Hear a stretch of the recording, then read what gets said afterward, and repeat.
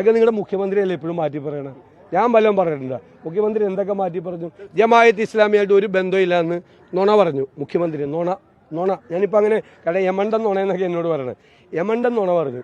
ഞാൻ video clip കാണിച്ചപ്പോൾ മുഖ്യമന്ത്രി ജമാഅത്ത് ഇസ്ലാമിയെ സ്വാഗതം ചെയ്യണതിൻ്റെ വീഡിയോ ക്ലിപ്പ് കാണിച്ചില്ലേ? RSS ആയിട്ട് ഒരു ബന്ധമില്ല എന്ന് പറഞ്ഞു. ഞാൻ ജോണി ലൂക്കോസുമായിട്ടുള്ള ഇൻ്റർവ്യൂ കാണിച്ചില്ല, അപ്പോൾ പറഞ്ഞത് RSSുമായിട്ട് പല കാലത്തും ബന്ധമുണ്ടായിട്ടുണ്ടെന്ന്.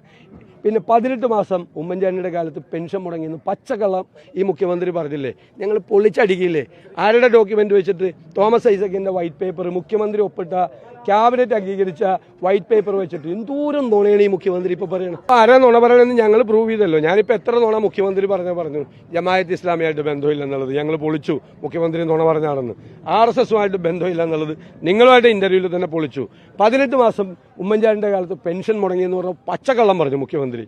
അത് തോമസ് ഐസക്കിൻ്റെ ഇദ്ദേഹം അധ്യക്ഷനായിട്ടിരിക്കുന്ന ക്യാബിനറ്റ് അംഗീകരിച്ച വൈറ്റ് പേപ്പർ പുറത്തു വെച്ചുകൊണ്ട് ഞങ്ങൾ പൊളിച്ചടുക്കി കൊടുത്തില്ലേ?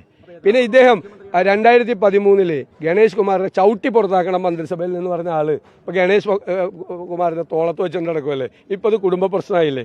ഇരട്ടത്താപ്പല്ലേ മുഖ്യമന്ത്രിക്ക്? ഏത് സമയത്ത് ഇരട്ടത്താപ്പ്? ഞാൻ നേരത്തെ പറഞ്ഞില്ല, ഞാൻ നുണറായി എന്നുള്ള പേര് വിട്ട്